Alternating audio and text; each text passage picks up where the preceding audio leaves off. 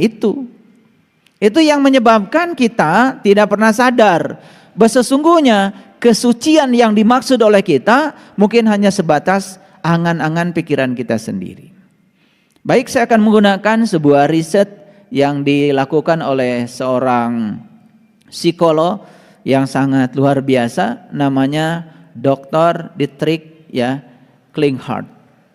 Beliau itu membuat 5 level body yang kemudian digunakan sebagai 5 level untuk mencapai kesehatan atau penyembuhan. Jadi yang pertama adalah physical body. Jadi tubuh fisik, tubuh fisik berarti tubuh luar yang kelihatan secara material. Yang kedua adalah energy body, jadi tubuh energi. Yang ketiga adalah mental body, jadi tubuh mental. Yang keempat adalah intuitive body, tubuh intuisi. Dan yang kelima adalah spirit body, jadi tubuh spirit. Nah, kalau berdasarkan 5 klasifikasi tubuh yang ada pada diri manusia, berdasarkan versinya Dietrich Klinghardt ini, berarti sesungguhnya kalaupun kita sudah sukses menyucikan tubuh kita, berarti baru 1/5 dari proses penyucian diri. Jangan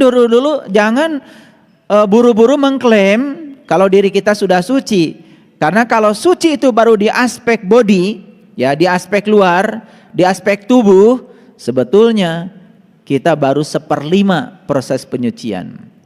Bahkan sebetulnya kalau mau jujur tubuh ini setelah diwudukan dengan air seperti yang sering kita lakukan secara syar'i, tetapi tidak melibatkan aspek hakikat, tidak melibatkan aspek makrifat, tidak melibatkan aspek torikatnya, apa yang terjadi?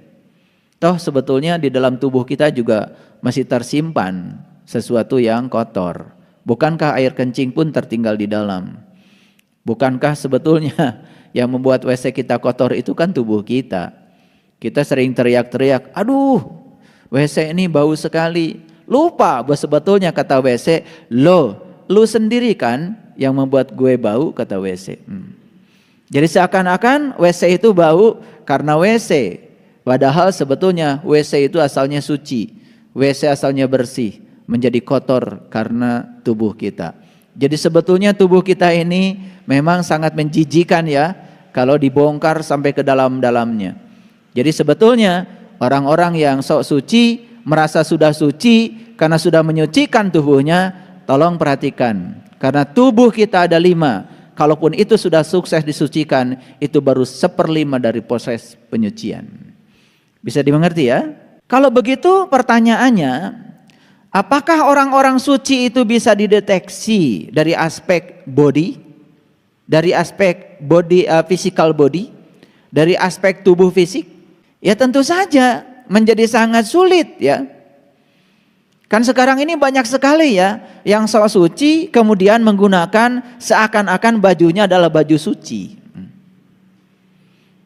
Karena semua yang bersifat kelihatan secara material dengan mata lahir, itu semuanya juga bisa termasuk pada kelompok pencitraan. Sulit untuk mengukur itu. Apakah orang yang pakai baju putih jubah putih, serba putih itu suci? Kalau menggunakan baju yang serba putih itu suci, berarti cara menyucikan diri gampang.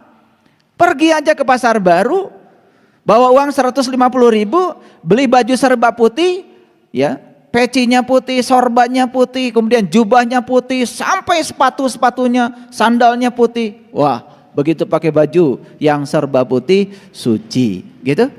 Jadi tidak bisa kesucian seseorang itu diukur dari aspek fisik saja. Karena kita harus melihat kesucian itu dari 5 aspek. Pertama physical body, yang kedua energy body, yang ketiga mental body, yang keempat intuitive body, dan yang kelima adalah spirit body. Nah, kalau keseluruhan ini sudah kita perhatikan nanti, baru kita akan bisa mengatakan, oh sebetulnya saya paling tidak ada kegeeran sedikit kalau saya sudah mencapai kesucian. Dan nanti kita tes. Karena kesucian itu harus dites. Gimana cara ngetesnya? Gampang sekali. Kalau nanti sudah tahu suci itu apa. Nah kalau belum tahu suci itu apa kan susah ngetesnya. Betul nggak? Nah oleh karena itu buang semua ya persepsi tentang kata suci yang selama ini ada di kepala kita. Bisa jadi itu adalah keliru.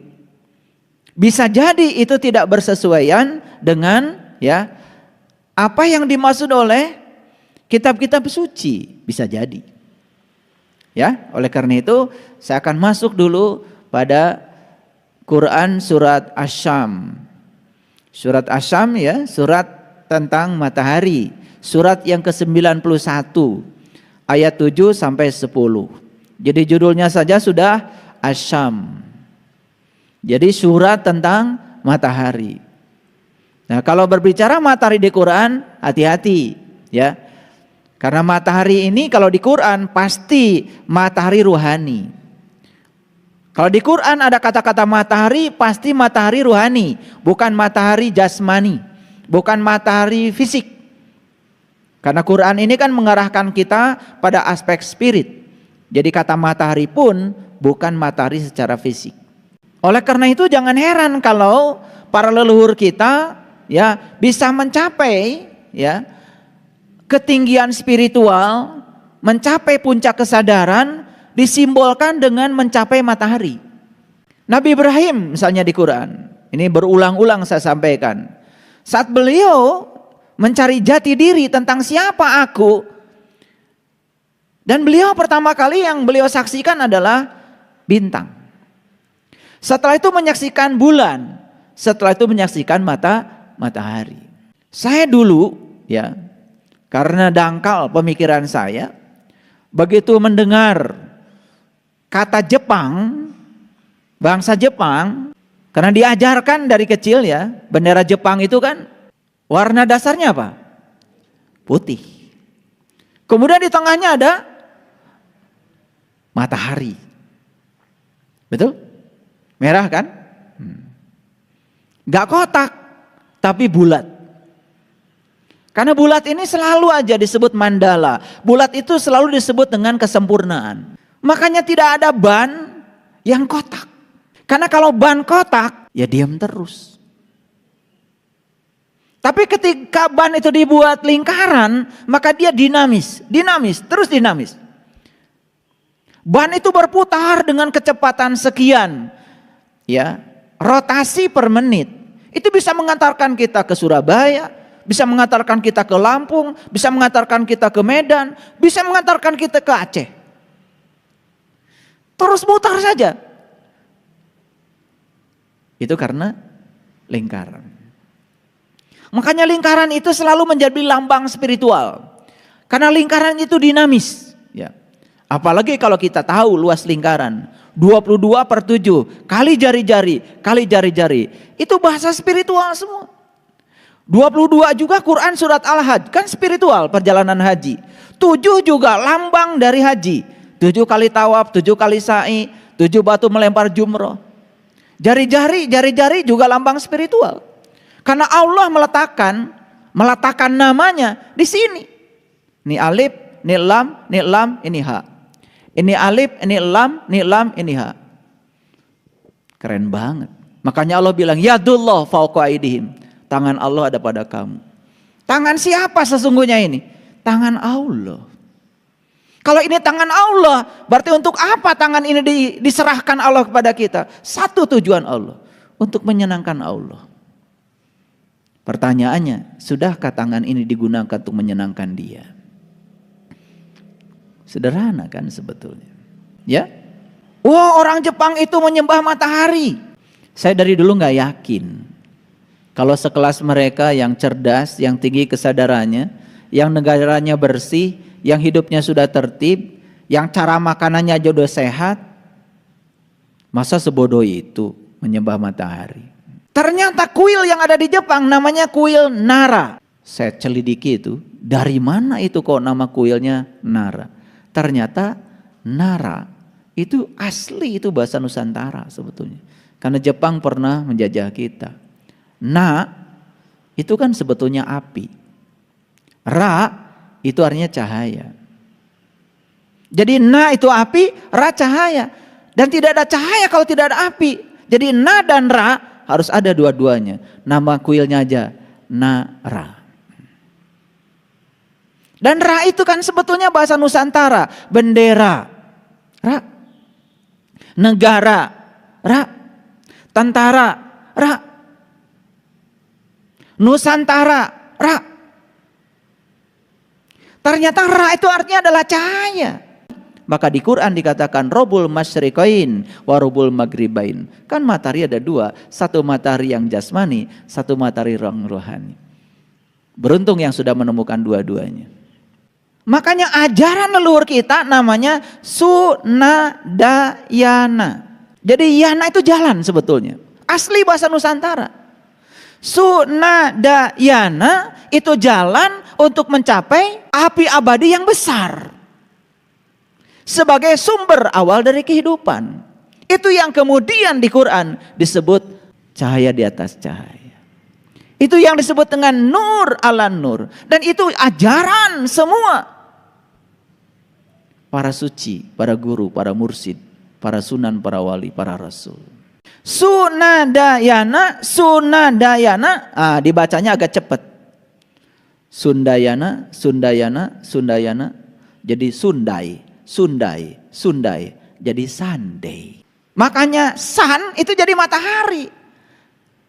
Day itu hari, Sunday hari matahari. Kapan hari matahari? Ahad. Makanya di sana ada jabal namanya Jabal Ahad. Kita sering menyebutnya Jabal Uhud. Jabal itu gunung, Ahad itu menyatu. Jabal Uhud, gunung tempat menyatu. Di mana Nabi Muhammad menyatu? Di Sidratil Muntaha, di puncak kesadaran. Berarti puncak kesadaran adalah gunung, tempat menyatu. Ahad. Bahasa Inggrisnya apa? Sunday. Kan dari Sunda, yana itu. Keren itu. Kalau kita belajar etimologi itu ketemu titik temunya itu. Loh kenapa minggu disebut Ahad? Ahad itu kan satu.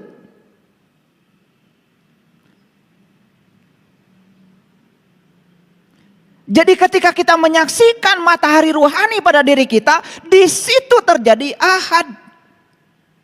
Ahad, ahad, ahad. Jadi tauhid.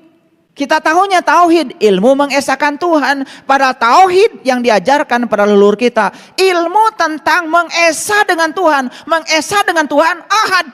Mengesah dengan Tuhan ya jumaah, jumaah, jumaah. Berjamaah. Berjamaah itu berarti ngumpul kita dengan Tuhan. Sahabat lain melakukan kebaktian hari Minggu. Jadi jangan mengatakan sekali-kali bahwa ya hari yang paling suci adalah hari ini, hari yang lain gak suci. Oh, saya beribadah di hari yang paling suci. Nah, orang lain sayang sekali ya mereka ibadahnya bukan di hari suci. Ini masalah pengertian. Semua hari ya suci. Semua hari ya bagus. Tidak ada hari suci, tidak ada minggu suci, tidak ada bulan suci. Semua ya suci, tergantung sudut pandang kita. Jadi Quran surat Asy-Syams itu cerita apa? Cerita matahari. Wasyamsi waduhaha. Demi matahari. Loh, demi matahari? Matahari yang mana? Karena di Quran banyak sekali demi yang semacam itu. Demi matahari, demi bulan, demi bintang. Banyak sekali. Saya kasih tahu ya. Semuanya cuma satu kok. Demi Allah yang berada di baliknya. Gitu. Makanya kalau kita sudah bisa memahami Allah yang nyata, Allah yang tidak nyata.